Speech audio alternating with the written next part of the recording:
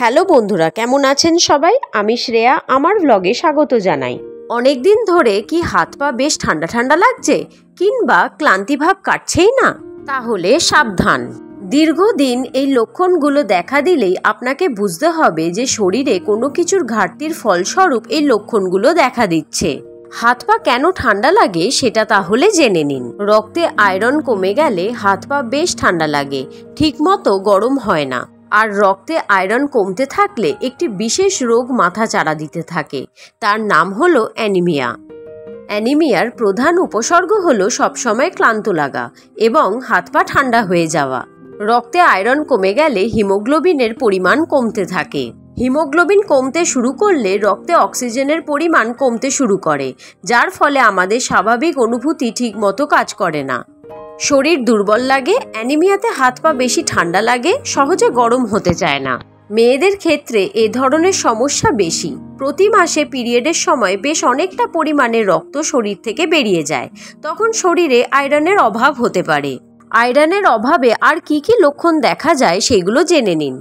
1. অ্যানিমিয়াতে দুর্বলতা বেড়ে যায়, প্রায় কাজ করতে ইচ্ছা করে না। 2. মাথা ধরার সমস্যা হতে পারে অ্যানিমিয়া হলে, প্রায় মাথা ঝিমঝিম করতে থাকে। 3. শ্বাসকষ্টের সমস্যা হয়। আয়রনের অভাবে ভুগতে থাকা রোগী অনেক সময় শ্বাস নিতে পারেন না ঠিক মতো করে। 4.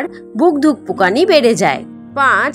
ত্বকের বর্ণ ফ্যাকাশে হয়ে আসে, এছাড়াও ত্বক শুষ্ক হয়ে যায়। 6. আয়রনের ঘাটতি হলে চুল শুষ্ক হয়ে যায়। তাহলে এই অবস্থায় কি করবেন? রক্তের হিমোগ্লোবিন পরীক্ষা করাতে হবে। একজন নিকটবর্তী ডাক্তারের সঙ্গে পরামর্শ করতে হবে। এর পাশাপাশি একটা প্রপার ডায়েট ফলো করতে হবে এবং রোজ এই আয়রন সমৃদ্ধ খাবারগুলো খেতে পারেন, তাহলেই আর আয়রনের ঘাটতি হবে না এবং আয়রন ট্যাবলেটও খেতে হবে না। তাহলে জেনে নিন কোন কোন খাবারে প্রচুর পরিমাণে আয়রন রয়েছে। 1. পালং শাক। 2. কুমড়োর বীজ। 3. ডিম। 4. বেদানা। 5. খেজুর আর কিশমিশ। 6. মাছ। 7. বিট। 8. ডাল মাংস। 9. ছোলা, ব্রকলি, কলা ও তরমুজ। 10. বাদাম, আখরোট। 11. কুলেখাড়া পাতার রস। সব শেষে একটাই কথা বলবো যে কোনো উল্লেখিত লক্ষণ দেখতে পেলে অতি অবশ্যই ডাক্তার দেখাবেন আর প্রপার ডায়েটের জন্য নিকটবর্তী ডায়েটিশিয়ানের সঙ্গে কনসাল্ট করে নেবেন। আজ এখানে ভিডিওটা শেষ করছি। ভালো লাগলে প্লিজ লাইক, শেয়ার আর সাবস্ক্রাইব করবেন। আর ভিডিওটা কেমন লাগলো সেটা কমেন্ট বক্সে আমায় নিশ্চয়ই জানাবেন।